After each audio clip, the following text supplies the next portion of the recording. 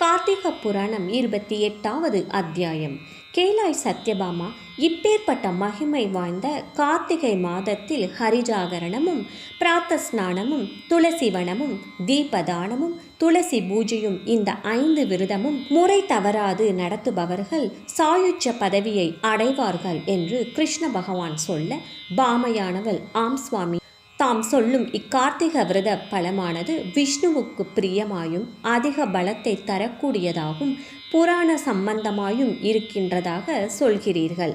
இது உண்மைதான். இருந்தாலும் இந்த விரதமானது போக பாகியங்களால் மோட்சார்த்தங்களாய் இருக்கின்ற மனிதர்களால் செய்யத்தக்கது என்றும், மேலும் இக்கார்த்திகை விரதமானது வியாதியால் பீடிக்கப்பட்டவராக இருந்தாலும் ஆரண்யத்தில் வழி தவறி சிக்கிக் கொண்டவர்களாலும் ஊர் விட்டு மறுதேசம் போயிருந்தாலும் இந்த கார்த்திக மகாத்மியத்தையும் விரதத்தையும் மனதில் நினைத்து கொள்பவர்களே ஆனால் அவர்கள் பாபத்தினின்று விடுவித்து கொண்டு புண்ணியத்தை சம்பாதித்து கொள்வார்கள் என்று சொல்கிறீர்களே.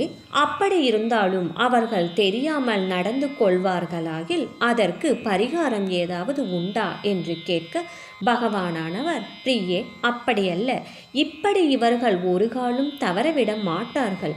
மேலும் கார்த்திகை விரதனுக்கு எப்பேற்பட்ட ஆபத்து வந்த போதிலும் அவன் அவ்விரதத்தை தவறவிடக் கூடாது.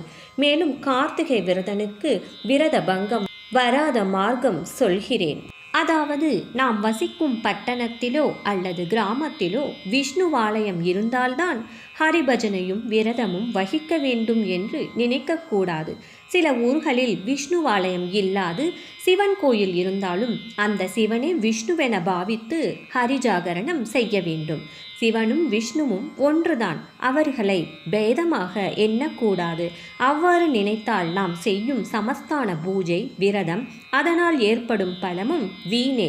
தவிர சில கிராமங்களில் ஆலயங்களே இல்லாது இருந்தால் அங்கு இருக்கும் அரச மரத்தடியில் உட்கார்ந்து மனதில் விஷ்ணுவாலயம் என எண்ணி ஹரிபஜனை செய்யலாம். சிலர் எவ்வித ஆபத்தில் சிக்கிக் கொண்டிருந்தாலும் அல்லது கர்ம வியாதியால் பீடிக்கப்பட்டவர்களாயினும் அவர்கள் பகவானின் திவ்ய நாமத்தை உச்சரித்தால் அதிலிருந்து சமஸ்தான பாவங்களும் நீங்கி சுகிர்த்தம் செய்தவர்களாகிறார்கள்.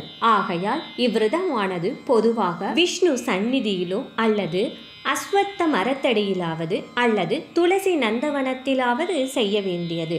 விஷ்ணு ஆலயத்தில் விஷ்ணு பிரபந்த கானம் பண்ண வேண்டும்.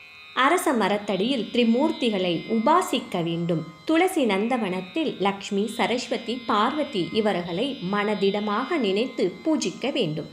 தவிர மகாவிஷ்ணுவுக்கு சகசிரநாமார்ச்சனை செய்தவன் 1000 கோதானம் செய்த பலனை அடைவான். மேலும் விரதனானவன் விஷ்ணு சந்நிதியில் வாத்திய கோஷம் செய்தால் அஸ்வமேதையாக செய்த பலன் அடைவான். இவ்வாறு தவறாது விரதத்தை அனுஷ்டிப்பவர்கள் சமஸ்தான புண்ணிய பலத்தை அடைவார்கள். அப்படி விரதமோ தவமோ தர்மமோ செய்ய சக்தி இல்லாதவர்கள் தங்கள் வீட்டிலேயே துளசி செடியை வைத்து காலம் தவறாமல் பூஜித்து வந்தால் அவர்களும் அந்த புண்ணிய பலனை அடைவார்கள். தவிர பெரிய தனவந்தர்களாக இருந்து இவ்விரதத்தை அனுஷ்டிக்க சமயம் வாய்க்காதவர்கள் தாங்கள் சக்திக்கு தகுந்தபடி கார்த்திகை மாதத்தில் பிராமண போஜனம் செய்ய வேண்டும்.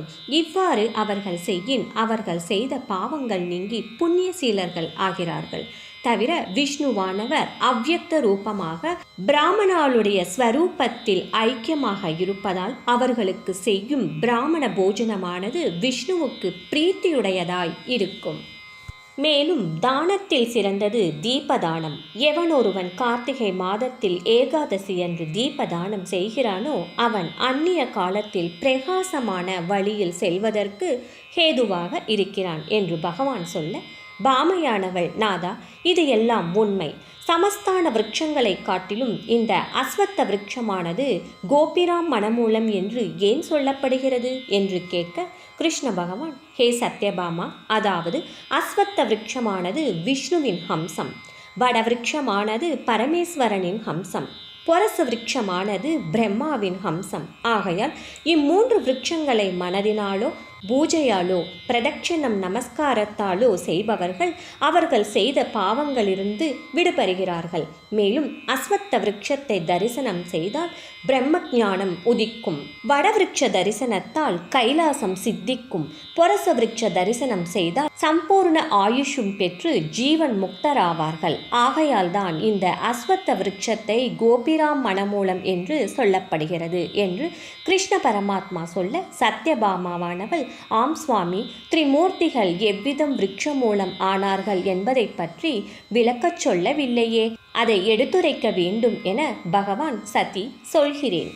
அதாவது ஒரு சமயம் பார்வதி பரமேஸ்வரர் ரதிகேலி விலாசத்தில் சந்தோஷமாக ஆழ்ந்திருக்கும் சமயத்தில் தேவர்கள் எல்லாம் ஒன்று கூடி பார்வதி பரமேஸ்வருடைய கேலி விலாசத்தை விக்கினம் செய்ய நினைத்து அக்னி பகவானை நோக்கி, ஹே அக்னி, நீ வேதியின் உருவெடுத்து கொண்டு கைலாசத்தில் ரதிகேலி விலாசத்தில் மெய்மறந்து ஆழ்ந்திருக்கும் பார்வதி பரமேஸ்வரர்களின் சுகானுபவத்தை விக்கினம் செய்து வரவேண்டும் என்று சொல்லி அனுப்ப, அதன் பிரகாரம் அக்னி பகவான் பிராமண உருக்கொண்டு போய் சரச சல்லாபத்தில் ஆழ்ந்திருக்கும் சதிபதிகளை உரத்த சப்தத்துடன் கூவி அழைத்து அவர்களின் ஆசையை விக்கினம் செய்தார். அவ்வாறு விக்கினம் செய்ததை தெரிந்த பார்வதியானவள் மகா கோபத்துடன் வெளியில் வந்து அங்கம் நடுநடுங்க கொண்டு வெளியில் நிற்கும் அக்னி தேவரை கண்டு, ஹே அக்னி தேவா, நமது சுகானுபவத்தை கெடுத்த நீயும் உன்னை ஏவிய தேவர்களும் விருட்ச மூலமாகவும் கிருமி கிடாதிகளாகவும் ஆக்கக்கடவீர்கள். ரதிகிரீடையின் சுகத்தை தெரிந்தும் மூடத்தனத்தால் தாங்கள் செய்த இவ்விக்னத்திற்கு நீங்கள் பெருமூச்சு விட்டு துக்கத்தை அடைவீர்கள் என்று சபித்துச் சென்றாள். சாபம் பெற்ற தேவர்கள் எல்லாம் விருட்ச ரூபமாக உண்டானார்கள். திரிமூர்த்திகளும் முறையே அரசு, ஆளும், பொரசுமாகவும் உண்டானார்கள். மேலும் அரச மரத்தில் சதா விஷ்ணு வாசம் செய்வதால் ஆதிவாரம் அந்த அரச மரமானது பூஜிக்க யோக்கியதை அற்றது. சாதாரணமாக அரச மரத்தை பிராத்தகால பூஜைக்கு ஏற்றது என்று சூத புராணிகள் நாரதரிடம் சொல்லியவற்றை நாரதர் பிருது மகாராஜரிடம் சொன்ன இக்கார்த்திகை மகாத்மியத்தை உன்னிடமும் சொல்கிறேன். ஹே பாமா, மறுபடியும் ரிஷிகளை பார்த்து சூதர் சொல்லியிருக்கும் இன்னும் சில விஷயங்களை உனக்கு சொல்கிறேன், கேள். அதாவது இக்கார்த்திகை மாதத்தில் கார்த்திக விரத பலத்தை சதா ஒவ்வொருவரும் விதிபூர்வமாக அனுஷ்டிக்க வேண்டும். இதனால் மோட்ச சாதனத்திற்கு காரணமாக இருக்கின்றது. தவிர கார்த்திக புராணத்தை வாசிப்பதாலோ அல்லது கேட்பதாலோ அல்லது இன்னொருவரை படிக்கச் சொல்லி நாம் உணர்ந்து கொள்வதாலோ அவளுக்கு தனதானிய விருத்தியும் சகல சம்பத்துடன் புத்திர பௌத்திராதிகளும் தந்து பகவான் அருள் புரிவார். நமக்கு எவ்வித பிணியும் அணுகாது ஆயுள் விருத்தியும் கொடுத்து கடைசியில் தன் சந்நிதியிலேயே வந்து அடையும்படி அனுகிரகிப்பார் என்று சூதர் நாரதாதி மற்ற ரிஷிவர்களையும் பார்த்து சொல்லியிருக்கிறார்கள். ரிஷீஸ்வரால் எல்லோரும் கேட்டு ரசித்து ஆனந்தத்தோடு பரவசம் அடைந்தார்கள். ராதே கிருஷ்ணா.